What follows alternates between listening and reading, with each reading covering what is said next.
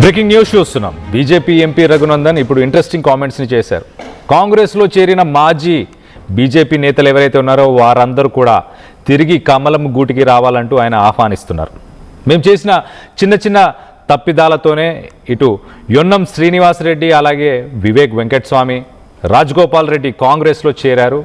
మా నేతలు కాంగ్రెస్లో చేరడంతోనే ఆ పార్టీకి అధికారం వచ్చిందంటూ ఆయన సెన్సేషనల్ కామెంట్స్. ఇటు కాంగ్రెస్ అధికారంలోకి రావడం వెనుక రేవంత్ రెడ్డి గొప్పతనం ఏమీ లేదు అంటూ ఆయన సెన్సేషనల్ కామెంట్స్ ఇటు సీఎం రేవంత్ రెడ్డిని ఉద్దేశించి మాట్లాడారు. అలాగే బీజేపీ నుంచి వెళ్ళిన నేతలకు కాంగ్రెస్లో సరైన గుర్తింపు లేదు, వాళ్ళంతా తిరిగి బీజేపీలోకి రావాలి అనుకుంటే మా డోర్స్ ఎప్పుడు ఓపెన్ ఉంటాయి. వీళ్ళందరినీ ఎవరైతే బీజేపీ నుంచి వెళ్ళిన నేతలు ఉన్నారో వాళ్ళందరినీ కూడా టెంపరీగా ప్రస్తుతానికి వాడుకుంటున్నారు. లోకల్లో ఇన్ఫ్లుయెన్స్ అవసరం ఉన్న రోజులు, ఒక్కసారి అవసరం తీరిపోయిన తర్వాత వాళ్ళని వదిలేస్తారు, వాళ్ళని పట్టించుకోరు, టెంపరీగా వాడుకుంటున్నారు అంటూ సెన్సేషనల్ కామెంట్స్ అయితే చేసుకొచ్చారు. ఒకసారి ఆయన ఆర్టీవీతో ఎక్స్క్లూజివ్గా మాట్లాడారు. ఒకసారి ఆయన ఏం మాట్లాడారో వినే ప్రయత్నం చేద్దాం. ఆ రోజు కాంగ్రెస్ పార్టీ అనేది తెలంగాణలో 3వ స్థానంలో ఉంది. దుబ్బాకలో డిపాజిట్ రాలే, హుజురాబాద్లో డిపాజిట్ రాలేదు, ఆఖరికి మునుగోడులో కూడా డిపాజిట్ రాని కాంగ్రెస్ పార్టీ ఆ తర్వాత ఎట్లా పుంజుకున్నది? మాలో జరిగినటువంటి 1-6 ఇష్యూలని దృష్టిలో పెట్టుకొని కొంతమంది మా పార్టీలో ఉన్నటువంటి నాయకులు ఆ చివరి నిమిషంలో పార్టీ మారితే ఈ పోయిన వాళ్ళతోటి అందరు పోతురు అని మీరు రాసి బీజేపీలోకి వెళ్ళి అందరు కాంగ్రెస్లో పోతురు అని మీరు రాయడం వల్ల ఒక రకమైనటువంటి పర్సెప్షన్ని మీరు డెవలప్ చేయడంలో సక్సెస్ అయినరు. ఆ రోజు ఈ నాయకులు, నేను ఇందాక చెప్పినటువంటి 3-4 నాయకులు, వీళ్ళెవరు బీజేపీ వైపే ఉంటే తెలంగాణ రాష్ట్రంలో కాంగ్రెస్ అధికారంలోకి రాకపోతుండే, మేమే అధికారంలో ఉండేవాళ్ళం. అందుకని భవిష్యత్తులో తెలంగాణ సమాజానికి నేను చేసేటువంటి అప్పీల్ ఏంటంటే, మళ్ళీ చెప్పిన, నేను ఇందాక కూడా చెప్పిన, 1 2 3 7 8 మంది ఉన్నా ఈ సమాజం కోసం నిలబడి ప్రశ్నించేటువంటి గట్టి పార్టీ, అమ్ముడు పోని పార్టీ, కలబడేది కొట్లాడేది ఎవరన్నా ఉన్నారంటే భారతీయ జనతా పార్టీ. కాబట్టి ఆ రోజులలో ఆవేశపడి నిర్ణయాలు తీసుకున్నటువంటి మా పాత మిత్రుల్ని ఆడ కూడా మీరేం గౌరవంగా ఉన్నట్టు మాకు అనిపిస్తలేదు. కాబట్టి అదే ఏమన్నా చెప్పినరా మీతో ఆడ గౌరవంగా లేమని ఏం చెప్తున్నా, నేను నా అజంప్షన్ని నేను వారి ముందు ఉంచుతున్నా, మీ ద్వారా ప్రజల ముందు ఉంచుతున్నా. నేను ఎవరితో మాట్లాడలేదు, నాకెవరు కలవలేదు, కాబట్టి ఊహాగానాలకి తెలియకండి. ఇటు వివేక్ వెంకటస్వామి, ఇటు రాజగోపాల్ రెడ్డి, అలాగే ఇటు యొన్నం శ్రీనివాసరెడ్డి, ఇలాంటి పెద్ద పెద్ద నేతలు గతంలో కాంగ్రెస్కి వెళ్ళారు కాబట్టే కాంగ్రెస్ ఇప్పుడు అధికారంలో ఉంది. మొదటగా కాంగ్రెస్ ఎక్కడుండే, ఇటు దుబ్బాకలో కానీ, ఇటు వీణవంక, ఇటు హుజురాబాద్లో కానీ ఎక్కడైనా డిపాజిట్లైనా దక్కాయా? అలాంటి సిచ్యువేషన్లో ఉన్న కాంగ్రెస్ ఇప్పుడు అధికారంలో ఉండడానికి అరాకొర చిన్న మిస్టేక్స్ ఏవైతే పార్టీలో జరిగాయో దానికి సంబంధించిన నాయకులు వెళ్ళిపోవడం వల్లనే ఇదంతా జరిగింది. ఇటు సీఎం రేవంత్ రెడ్డి గొప్పతనం ఏం లేదు అంటూ ఆయన మొత్తానికైతే వ్యాఖ్యానించారు. ఇప్పుడు ఆల్ ఆఫ్ ఏ సడన్ ఇటు పార్టీ నుంచి వీడిపోయిన నేతల గురించి ఆయన ఎందుకు మాట్లాడారు, దాని ముఖ్య ఉద్దేశం ఏంటి, మరింత ఇన్ఫర్మేషన్ తీసుకునే ప్రయత్నం చేద్దాం. మా ప్రతినిధి శ్రీధర్ ఉన్నారు, శ్రీధర్తో మాట్లాడి తెలుసుకునే ప్రయత్నం చేద్దాం. శ్రీధర్, గతంలో జరిగిన విషయాలు ఇవన్నీ కానీ ఇప్పుడు సడన్గా ఇప్పుడు ఆ విషయాలను ఇప్పుడు బయటికి తెరపైకి ఎందుకు తీసుకొస్తున్నారు? దానికి వెనకాల ఏమైనా కారణాలు ఉన్నాయా?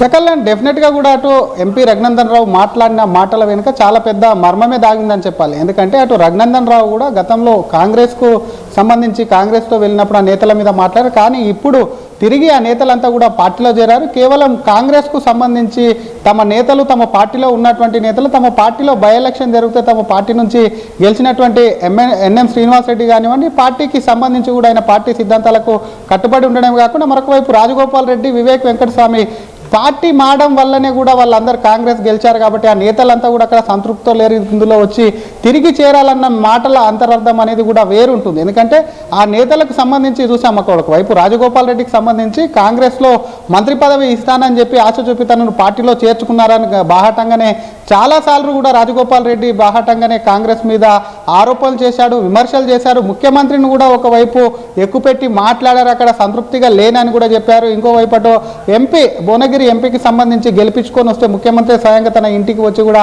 మంత్రి పదవి మీద అష్యూరెన్స్ ఇచ్చారు. కాబట్టి అటువంటి సిచ్యువేషన్ ఏదైతే ఉందో అదంతా కూడా ఒకవైపు రాజగోపాల్ రెడ్డి కాంగ్రెస్లో ఉన్నటువంటి కాంగ్రెస్ తీరును కానివ్వండి, పార్టీ విధానాలు కానివ్వండి, ముఖ్యమంత్రి తీరు పట్ల ఎప్పటికప్పుడు కూడా అసంతృప్తిని వ్యక్తం చేస్తున్నారు. కాబట్టి రాజగోపాల్ రెడ్డి పార్టీ లైన్కు సంబంధించి కూడా కొంత లేరు, పార్టీకి ఎప్పుడు వ్యక్తిగతంగా మాట్లాడుతుంటారు. అటువంటి సిచ్యువేషన్ను బీజేపీ కూడా నిశితంగా గమనిస్తుంది. ఇంకోవైపు పార్టీ మారినటువంటి ఎన్ఎం శ్రీనివాస్ రెడ్డికి సంబంధించినటువంటి అంశాన్ని కూడా గతంలో ఉన్నంత యాక్టివ్గా ఉండడం లేదు. పార్టీకి సంబంధించి ఏదైనా సరే గతంలో పార్టీ మీదకి వస్తే తిప్పికొట్టేటువంటి ఎన్ఎం శ్రీనివాస్ రెడ్డి అసెంబ్లీ వేదిక కానివ్వండి, గాంధీ భవన్లో కానివ్వండి, ఇంకోవైపు అటు అసెంబ్లీలో ఉన్నటువంటి మీడియా పాయింట్ నుంచి కూడా పెద్ద ఎత్తున ఎన్ఎం శ్రీనివాస్ రెడ్డి అటు బీఆర్ఎస్ విమర్శలను, ఇంకోవైపు బీజేపీని కూడా తిప్పికొడుతూ వాళ్ళిద్దరూ సైలెంట్ అవ్వడం, ఇంకోవైపు వివేక్ వెంకటస్వామి మంత్రి పదవి అనంతరం కూడా కొంత చల్లబడ్డది ఏదైతే ఉందో అదంతా కూడా కాంగ్రెస్ మహిమ కాదు. తమ పార్టీకి చెందినటువంటి నేతలలో డైరెక్ట్ వెళ్ళి జాయిన్ అవ్వడం వల్లనే కూడా మాలో ఉన్నటువంటి కొన్ని తప్పిదాల వల్ల వాళ్ళు పార్టీ మారారు. కాబట్టి అక్కడ సంతృప్తితో లేరు. వాళ్ళందరూ కూడా తిరిగి పార్టీలోకి రావాలని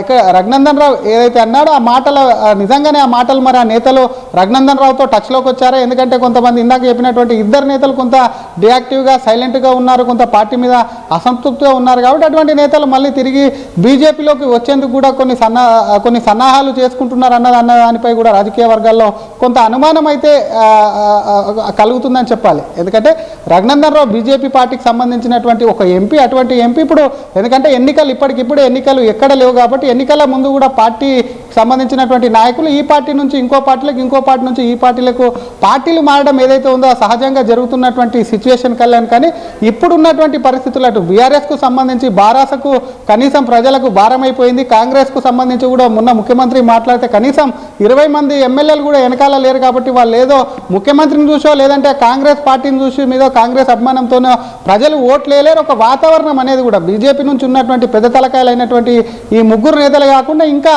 చాలామంది నేతలు కూడా పార్టీ మారి బీజేపీ నుంచి కూడా అటు కాంగ్రెస్లో చేరినటువంటి నేతలు ఉన్నారు. కాబట్టి వారందరూ ఒక వాతావరణాన్ని క్రియేట్ చేశారు. కాబట్టి కాంగ్రెస్ అధికారంలోకి వచ్చింది కాబట్టి ఆ నేతలంతా కూడా తిరిగి పునరాలోచించుకోవాలి, తిరిగి ఒక్కసారి ఆ నేతలంతా కూడా పార్టీలో తిరిగి చేరాలని చెప్పి రఘునందన్ రావు విజ్ఞప్తి అనేది. ఎందుకంటే అక్కడి నుంచి కొంత గ్రీన్ సిగ్నల్ అంటే ఆ నేతల నుంచి ఎంతో కొంత అంటే ఎక్కడో దగ్గర నేతలు చూస్తుంటాం, పార్టీలకు అతీతంగా ఏదో ఒక కార్యక్రమంలో కూడా కలుస్తుంటారు. డెవలప్మెంట్కి సంబంధించినటువంటి కార్యక్రమం కానివ్వండి, ప్రైవేట్కి సంబంధించినటువంటి ఫంక్షన్లు ఎక్కడో ఒక దగ్గర కలుస్తుంటారు.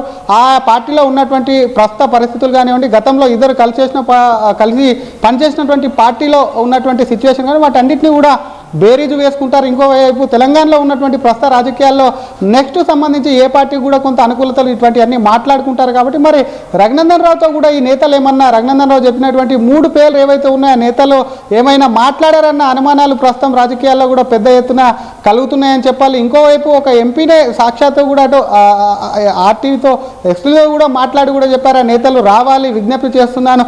అప్పుడు ఏదైతే వాతావరణం క్రియేట్ అయిందో అక్కడ ఉంటే వాళ్ళకు భవిష్యత్తు లేదు, వాళ్ళకి అక్కడ ఉన్నటువంటి సరైన ప్రాధాన్యత లేదు. కాబట్టి బీజేపీతో తిరిగి రావాలని ఏదైతే ఉందో ప్రస్తుతం ఇది సంచలనం అని చెప్పాలి. ఎందుకంటే రాజకీయాలు మళ్ళొకసారి ఎందుకంటే ఇప్పుడు ఉన్నటువంటి సిచ్యువేషన్లో ఎన్నికలు లేవు కాబట్టి ముందు నుంచి కూడా బీజేపీ ఒకవైపు పార్టీ మీద స్ట్రెంథనింగ్ కూడా కొంత ఫోకస్ చేసిందని చెప్పాలి. అటు బీఆర్ఎస్లో ఉన్నటువంటి కొంతమంది అసంతృప్తి మాజీలపైన కూడా బీఆర్ఎస్ కొంతమంది పార్టీలో చేరారు, ఇంకొంతమంది చేరేందుకు అవకాశం ఉంది. రానున్నటువంటి రోజుల్లో ఈ 1 year దాదాపుగా తెలంగాణలో ఎన్నికలు పూర్తయి 2 ఏళ్ళు పూర్తవుతుంది కాబట్టి ఇంకొక ఏడాది అయితే ఎన్నికల మూడ్లోకి తెలంగాణ వెళ్ళిపోతుంది. కాబట్టి అప్పట్లోపే కొంతమంది నాయకులు బీజేపీలో చేరతారని ఒక వాతావరణాన్ని సృష్టిస్తే నెక్స్ట్ ఎన్నికల వరకు కూడా బీజేపీ పార్టీ బలోపేతమే కాకుండా అధికారానికి కూడా కొంత దగ్గరలోకి వెళ్తుంది. కాబట్టి ముందే కూడా బీజేపీ కన్నేసి ఇటువంటి నేతలను కూడా లాక్కునేటువంటి ప్రయత్నం చేస్తుందా, అందుకే ఎంపీ రఘునందన్ రావు మాట్లాడా అన్న అనుమానాలు కూడా చాలా కూడా బహిర్గతం అవుతున్నాయని చెప్పొచ్చు కళ్యాణ్.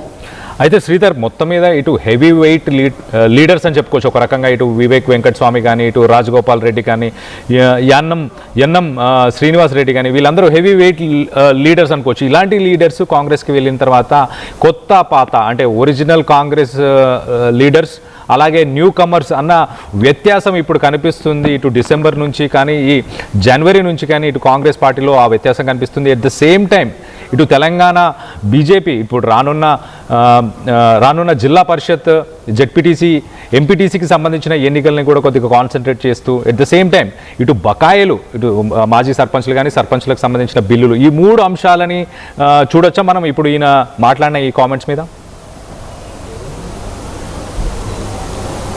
డెఫినెట్గా కాంగ్రెస్కు సంబంధించినటువంటి నేతలు ప్రస్తుతం కూడా ఈ పార్టీ నుంచి మారినటువంటి నేతలు అక్కడ కొత్త పాత అనే కాకుండా కాంగ్రెస్కు సంబంధించి పార్టీ మారినటువంటి నేతలకు కొంత ఇంపార్టెన్స్ ఇవ్వడం వల్ల కూడా అటు జగిత్యాలకు సంబంధించిన ఇష్యూని చూసాం. పార్టీ మారినటువంటి ఎమ్మెల్యే సంజయ్ కాదని అక్కడ మాజీ మంత్రి అలాగే కాంగ్రెస్ సీనియర్ నేత కూడా జీవన్ రెడ్డి కూడా ఏ విధంగా కూడా అక్కడ ఉన్నటువంటి ఎమ్మెల్యే పార్టీలో చేరారని చెప్తున్నప్పటికీ ఆయన మీద ఏ విధంగా ఫైర్ అయ్యారో, ఎటువంటి మాటలు మాట్లాడారో, ఇటువంటి అన్ని చోట్ల ఉన్నాయి. కాబట్టి కాంగ్రెస్లో కూడా కొంత పాత కొత్త ఉంది. కాబట్టి బీజేపీకి సంబంధించి ఇటువంటి నేతలు, ఎందుకంటే ఎన్నికల టైంలో ఎగ్జాక్ట్గా ఎన్నికలకు కొన్ని నెలల ముందే బీజేపీలో ఉన్నటువంటి మీరు అన్నట్టు పెద్ద నేతలు, ఎందుకంటే వీరందరూ కూడా కొంచెం ఇన్ఫ్లుయెన్స్ చేసేటువంటి నేతలు. రాజగోపాల్ రెడ్డి చూసామటో కాంగ్రెస్ పార్టీకి రాజీనామా చేసి తను ఛాలెంజ్ చేసి బీఆర్ఎస్ మొత్తానికి కూడా అప్పుడు కేసీఆర్ సీఎంగా ఉన్నప్పుడు ఛాలెంజ్ చేసి బీజేపీ తరఫున అక్కడ మునుగోడులో కూడా బై ఎలక్షన్లో కూడా పోటీ చేశారు. కానీ కొన్ని ఓట్ల తేడాతో కూడా అక్కడ ఓడిపోయారు. దాదాపు నైతికంగా రాజగోపాల్ రెడ్డి గెలిచాడని చెప్పి కూడా కేసీఆర్ ప్రభుత్వాన్ని మొత్తం అక్కడ దించడం వల్లనే బీజేపీ ఓడిందని చెప్పి కూడా బీజేపీ శ్రేణులు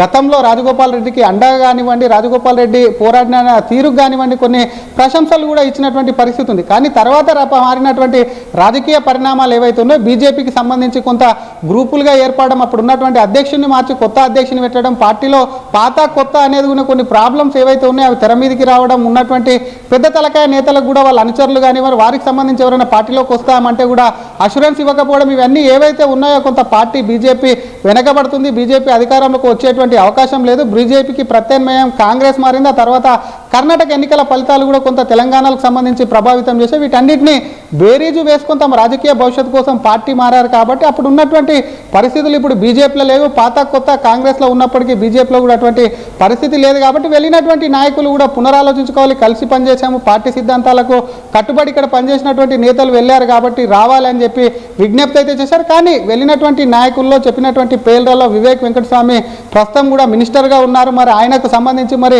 నిజంగానే, ఎందుకంటే పార్టీకి సంబంధించి ఒక పార్టీ మారిన తర్వాత ఆయన మంత్రి పదవి సాధించారు. ఆయన ప్రస్తుతం కూడా మంత్రిగా ఉన్నారు. వాళ్ళ కుమారుడు ఎంపీగా ఉన్నారు. ఇంకోవైపు రాజగోపాల్ రెడ్డి కూడా చాలా అసంతృప్తితో ఉన్నారు. ఆయనకు మంత్రి పదవి ఆశ చూపి ఇస్తామని చెప్పి ఇవ్వకపోవడంతో చాలా అసంతృప్తితో ఉన్నారు. కాబట్టి ఆయనకు సంబంధించి ఏదైనా పార్టీ నేతలతో మళ్ళీ ఏమైనా టచ్లోకి వచ్చాడన్న అనుమానాలు కూడా కొంత కమలం శ్రేణుల్లో కూడా వ్యక్తమవుతున్నటువంటి పరిస్థితి ఉంది. ఇంకోవైపు ఎన్ఎం శ్రీనివాస్ రెడ్డి చూస్తున్నాం. ఆయన గెలిచిన అటు కాంగ్రెస్ నుంచి అయినప్పటికీ అటు మహబూబ్ నగర్ ఎంపీగా ఉన్నటువంటి బీజేపీ ఎంపీగా ఉన్నటువంటి డీకే అరుణతో ఎప్పటికప్పుడు ఢిల్లీకి వెళ్ళి వారి యొక్క కాన్స్టిట్యున్సీకి సంబంధించినటువంటి సమస్యల మీద బీజేపీ ఎంపీతో కలిసి అక్కడికి వెళ్ళి అక్కడ ఉన్నటువంటి తన కాన్స్టిట్యున్సీకి సంబంధించిన డెవలప్మెంట్ కానివ్వాలి, రైల్వే ప్రాజెక్టు కానీ కేంద్రం నుంచి వచ్చేటువంటి నిధుల విషయంలో ఎప్పటికప్పుడు కూడా అటు ఎన్ఎం శ్రీనివాస్ రెడ్డి డీకే అరుణతో కలిసి అక్కడికి వెళ్తున్నారు. కాబట్టి ఆయన మీద కూడా కొంత కాంగ్రెస్ పార్టీకి సంబంధించి కూడా కొంత అనుమానాలు ఉన్నాయి. కాబట్టి వారందరూ ఏమన్నా మాట్లాడారంటే అటు వివేక వెంకటస్వామి మంత్రి పదవిలో ఉండి మాట్లాడకపోయినప్పటికీ మిగతా నేతలు ఇద్దరు కూడా ఏమన్నా బీజేపీ నేతలకు టచ్లోకి వచ్చారా, లేదంటే బీజేపీ వైపు చూస్తున్నారా అని ఏమన్నా అనుమానాలు కలిగాయా అని చెప్పి కూడా ప్రస్తుతం అయితే కూడా ప్రశ్న అయితే ఒక కొత్త ప్రశ్న అయితే ఉత్పన్నం అవుతుందని చెప్పొచ్చు. కళ్యాణ్, మరి మొత్తం మీద ఈ నేతలంతా మరి తిరిగి ఒకవేళ బీజేపీలోకి వచ్చేటువంటి ఛాన్స్ ఉంటే మాత్రం డెఫినెట్గా బీజేపీకి మాత్రం అది తిరిగి బీజేపీ పుంజుకునేటువంటి ఛాన్సెస్ కూడా చాలా ఉన్నాయని చెప్పొచ్చు. Kalyan, right Sridhar, thanks for the latest update. మొత్తం మీద తెలంగాణలో ఇటు బీజేపీ ఎంపీ రఘునందన్ రావు ఘర్ వాప్సీ ప్రోగ్రామ్ని స్టార్ట్ చేస్తున్నారు. అంటే ఇంటికి తిరిగి రావాలి అంటూ ఇటు సీనియర్ నేతలు ఎవరైతే పార్టీ నుంచి వెళ్ళిపోయారో వాళ్ళందరినీ కూడా వెనక్కి రమ్మంటున్నారు. అక్కడ వాళ్ళకి తగిన ఇంపార్టెన్స్ దొరకట్లేదు, వాళ్ళు మళ్ళీ వెనకకి రావచ్చు, చిన్న చిన్న తప్పిదాలు ఏవో గతంలో జరిగాయి కానీ అలాంటి ఇక ముందు జరగకుండా చూసుకుంటామంటూ సెన్సేషనల్ కామెంట్స్ చేశారు. మరి రానున్న రోజుల్లో తెలంగాణ రాజకీయాల్లో major shifts ఉండబోతున్నాయా, major shifts జరగబోతున్నాయా?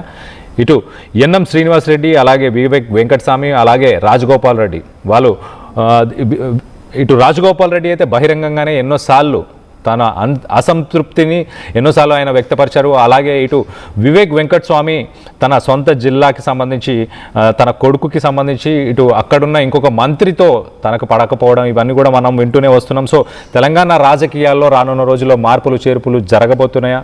BJP Ghar వాప్సీ programme, ఇంటికి తిరిగి రావాలన్న ఈ పుష్ ఏదైతే ఈ ప్రోగ్రామ్ ఏదైతే రఘునందన్ రావు చేపట్టారో మరి దాన్ని మీరు సమర్థిస్తున్నారా? ఏం జరగబోతుంది అనుకుంటున్నారు? దానికి సంబంధించి మీ అభిప్రాయాలు ఏంటనేది కింద కామెంట్ రూపంలో తెలియపరచండి. అలాగే ఆర్టీవీతో ఎక్స్క్లూజివ్గా మాట్లాడిన బయటని కూడా ఒకసారి వినే ప్రయత్నం చేద్దాం.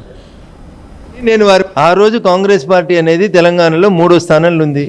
దుబ్బాకలో డిపాజిట్ రాలే, హుజురాబాద్లో డిపాజిట్ రాలేదు, ఆఖరికి మునుగోడులో కూడా డిపాజిట్ రాని కాంగ్రెస్ పార్టీ ఆ తర్వాత ఎట్లా పుంజుకున్నది? మాలో జరిగినటువంటి 1-6 ఇష్యూలని దృష్టిలో పెట్టుకొని కొంతమంది మా పార్టీలో ఉన్నటువంటి నాయకులు ఆ చివరి నిమిషంలో పార్టీ మారితే ఈ పోయిన వాళ్ళతోటి అరే అందరు పోతురు అని మీరు రాసి బీజేపీలోకి వెళ్ళి అందరు కాంగ్రెస్లోకి పోతురు అని మీరు రాయడం వల్ల ఒక రకమైనటువంటి పర్సెప్షన్ని మీరు డెవలప్ చేయడంలో సక్సెస్ అయినరు. ఆ రోజు ఈ నాయకులు, నేను ఇందాక చెప్పినటువంటి 3-4 నాయకులు వీళ్ళెవరు బీజేపీ వైపే ఉంటే తెలంగాణ రాష్ట్రంలో కాంగ్రెస్ అధికారంలోకి రాకపోతుండే, మేమే అధికారంలో ఉండేవాళ్ళం. అందుకని భవిష్యత్తులో తెలంగాణ సమాజానికి నేను చేసేటువంటి అప్పీల్ ఏంటంటే, మళ్ళీ చెప్పిన, నేను ఇందాక కూడా చెప్పిన, 1 2 3 7 8 మంది ఉన్నా ఈ సమాజం కోసం నిలబడి ప్రశ్నించేటువంటి గట్టి పార్టీ, అమ్ముడుపోని పార్టీ, కలబడేది కొట్లాడేది ఎవరన్నా ఉన్నారంటే అది భారతీయ జనతా పార్టీ. కాబట్టి ఆ రోజులలో ఆవేశపడి నిర్ణయాలు తీసుకున్నటువంటి మా పాత మిత్రుల్ని ఆడ కూడా మీరేం గౌరవంగా ఉన్నట్టు మాకు అనిపిస్తలేదు. కాబట్టి అదే ఏమన్నా చెప్పినరా మీతో ఆడ గౌరవంగా లేమని? కానీ ఏం చెప్తున్నా, నేను నా అజంప్షన్ని నేను వారి ముందు ఉంచుతున్నా, మీ ద్వారా ప్రజల ముందు ఉంచుతున్నా. నేను ఎవరితో మాట్లాడలేదు, నాకెవరు కలవలేదు. కాబట్టి ఊహాగానాలకి